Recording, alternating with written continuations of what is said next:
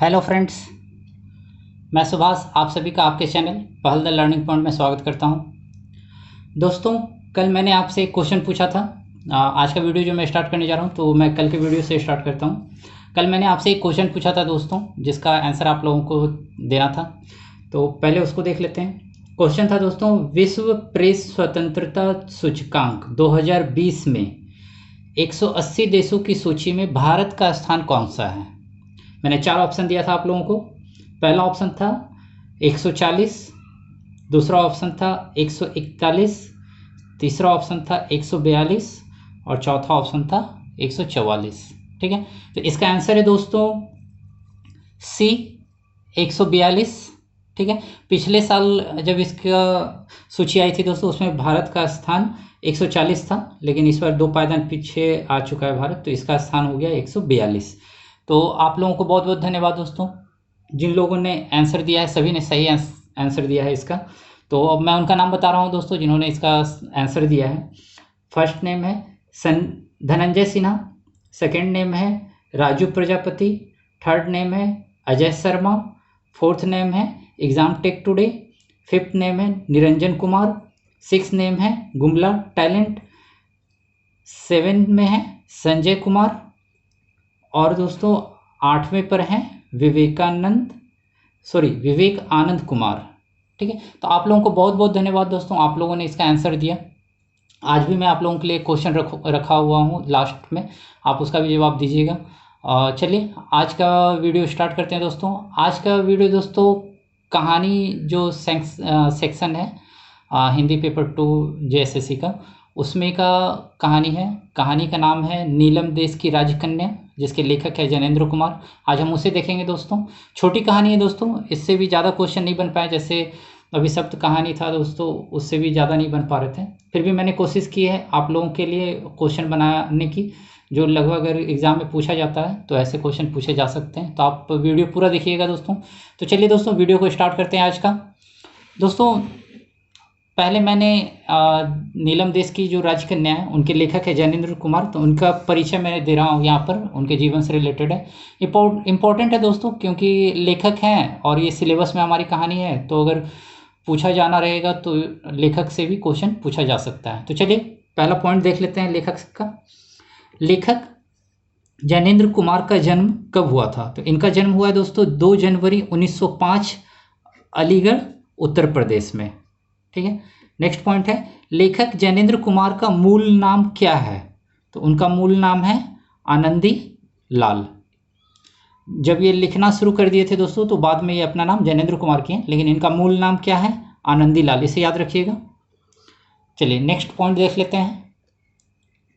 लेखक जैनेंद्र कुमार के पिता का नाम क्या है? तो इनके पिता का नाम है श्री प्यारेलाल और माता का नाम क्या है? श्रीमती रमा देवी। दोस्तों जब जैनेंद्र कुमार छोटे थे तभी उनके पिताजी का देहांत हो गया था, तो बाद में माताजी और मामा इनके हैं, उन्होंने इन्हें पाल पोस कर बड़ा किया है। ठीक है, चलिए नेक्स्ट देखते हैं।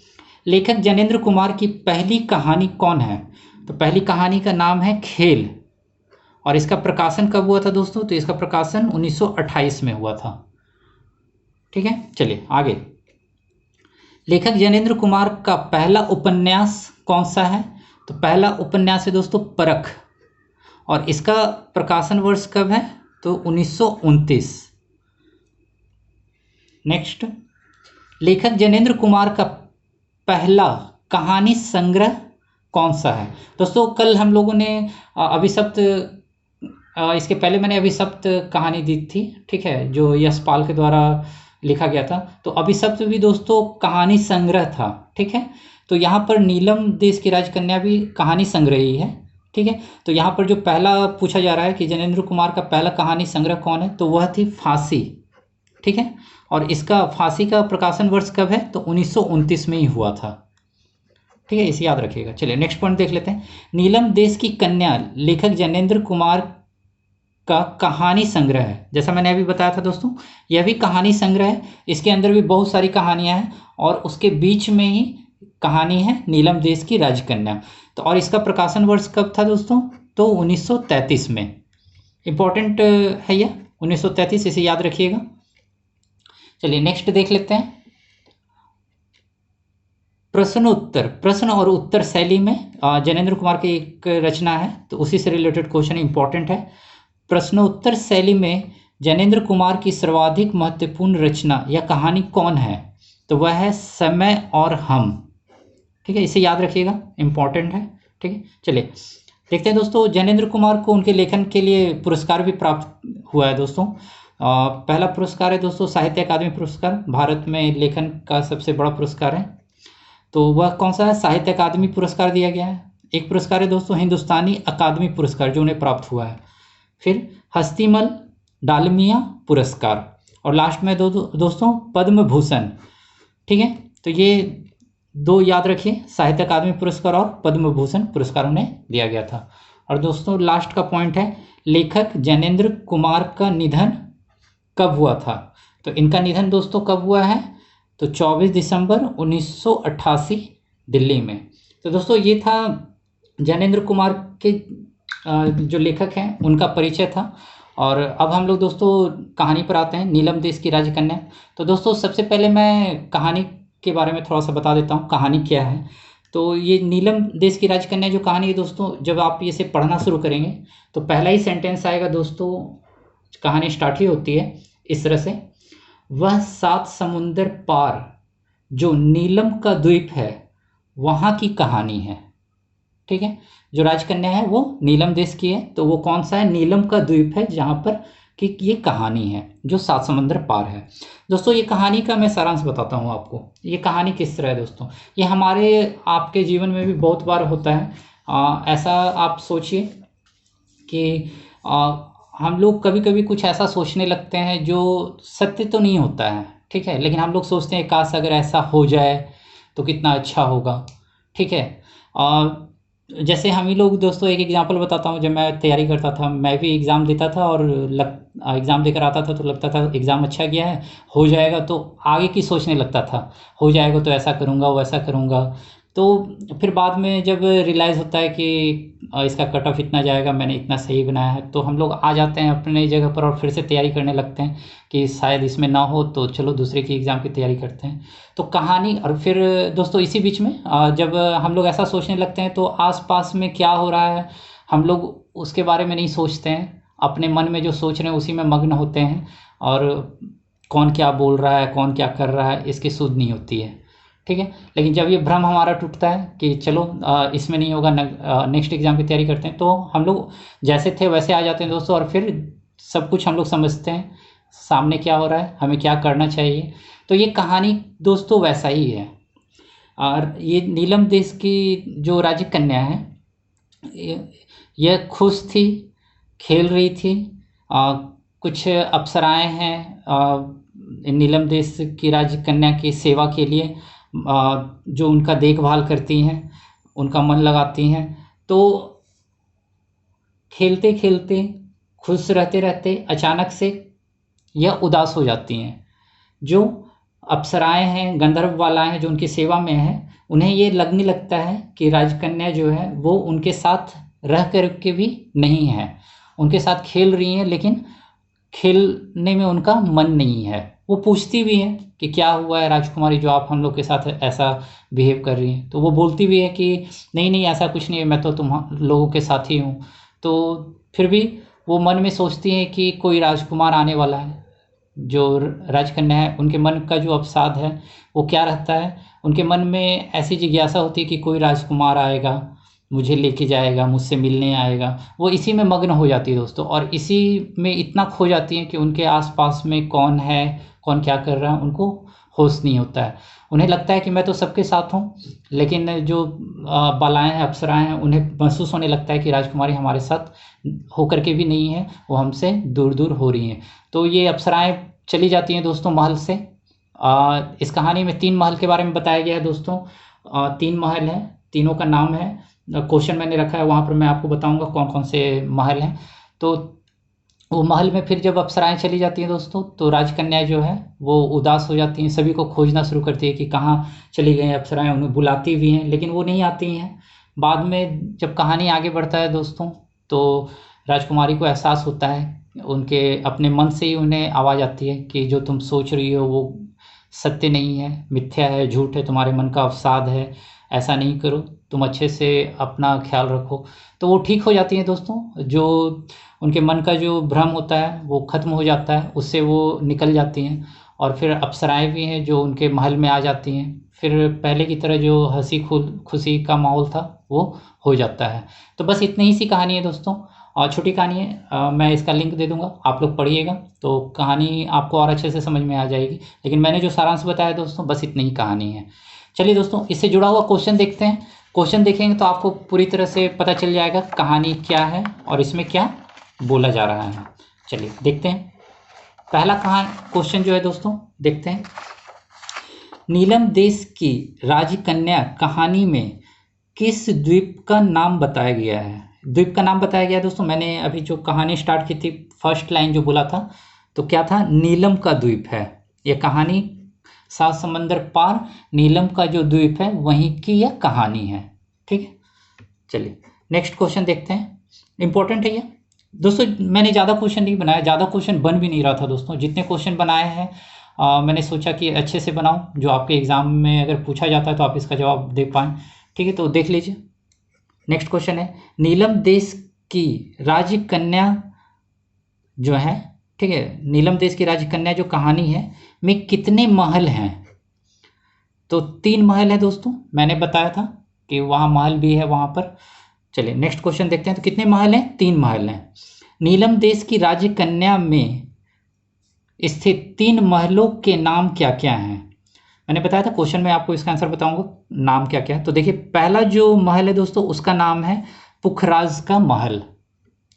ठीक है, दूसरा जो है वो पन्ने का महल, और तीसरा है हीरे का महल।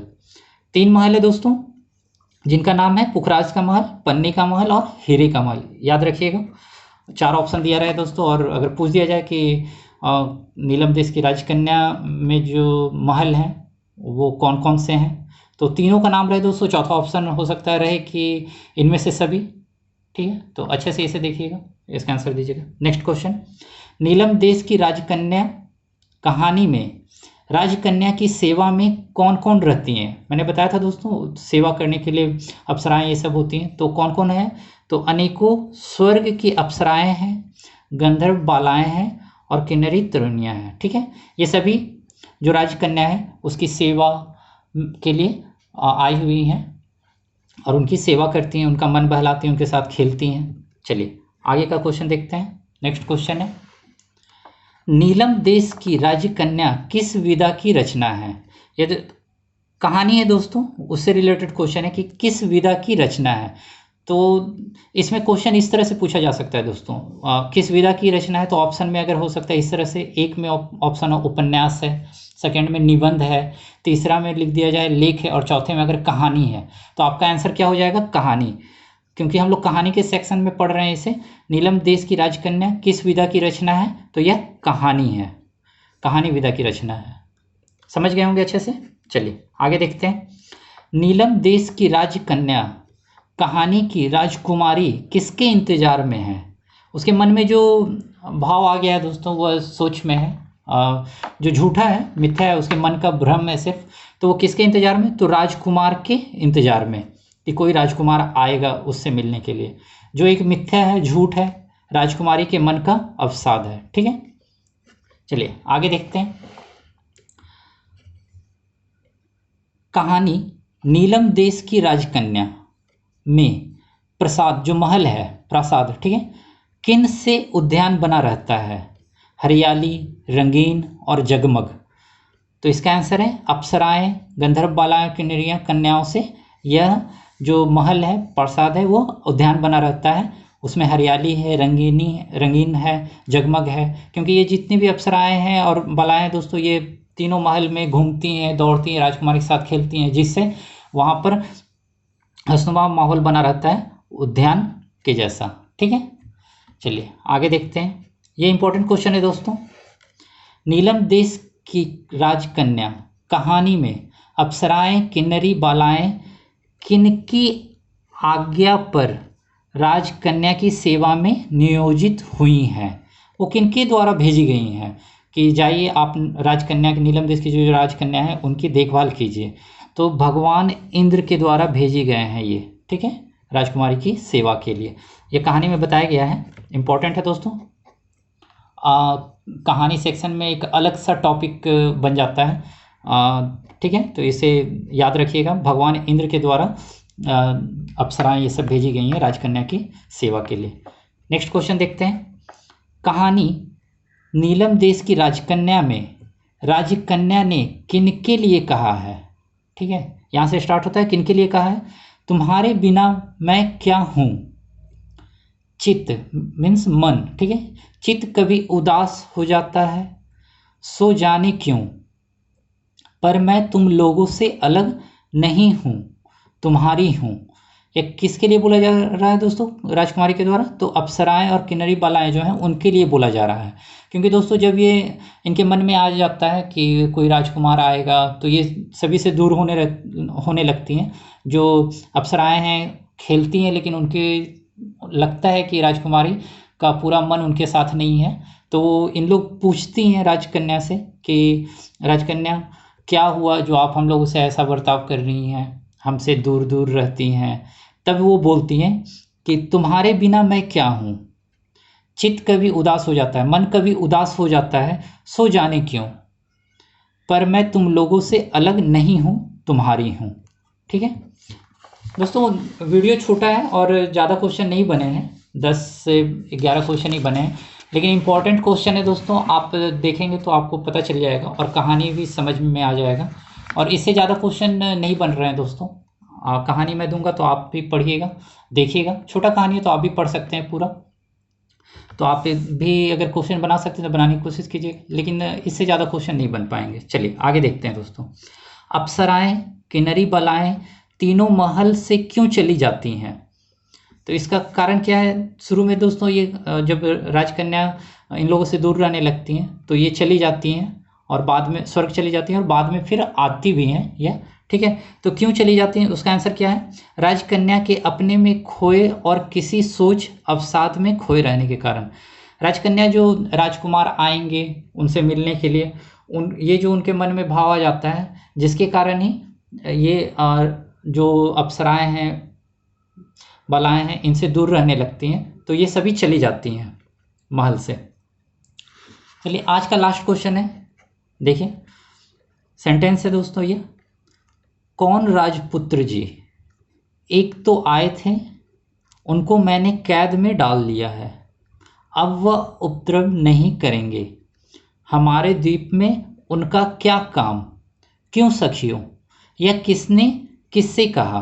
तो दोस्तों यह राजकन्या ने महल में फिर से लौट आए अप्सराओं और गंधर्व बालाओं एवं किन्नरी तरुणियों से कहा।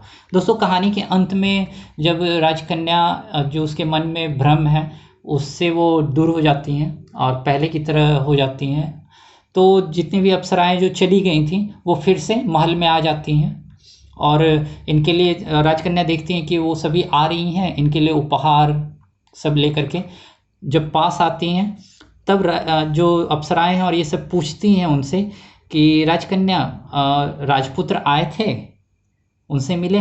तब वो कहती हैं कौन राजपुत्र जी? एक तो आए थे, उनको मैंने कैद में डाल लिया, अब वह उपद्रव नहीं करेंगे, हमारे द्वीप में उनका क्या काम, क्यों सखियों?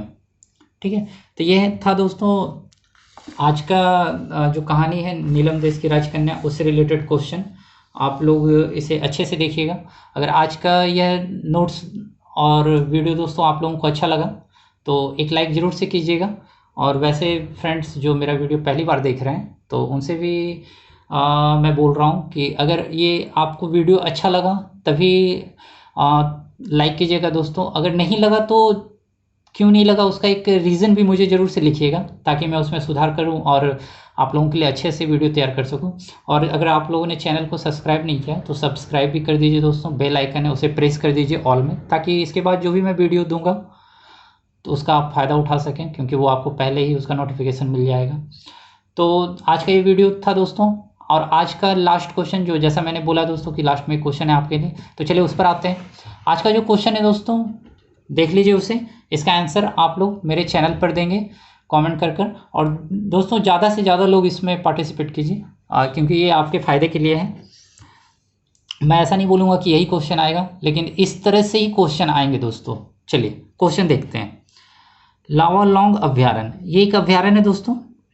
लावालौंग अभ्यारण्य झारखंड के किस जिले में स्थित है? झारखंड का क्वेश्चन है, तो 4 ऑप्शन मैंने दिया है। लावालौंग अभ्यारण्य झारखंड के किस जिले में है? तो पहला ऑप्शन है चतरा, दूसरा ऑप्शन है दुमका, तीसरा ऑप्शन है गुमला, चौथा ऑप्शन है लातेहार।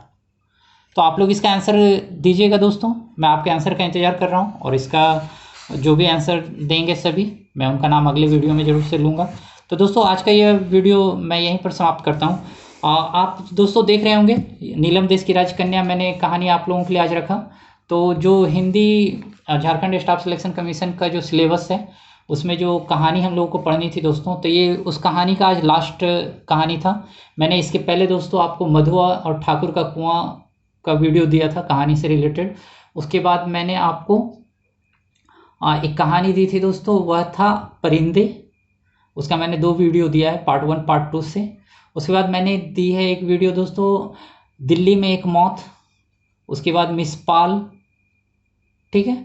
उसके बाद मैंने दिया अभिशप्त, वापसी, और आज लास्ट नीलम देश की राजकन्या। तो इस तरह से सभी हो जाते हैं पूरे कहानी। आप लोग इसे अच्छे से देखिएगा।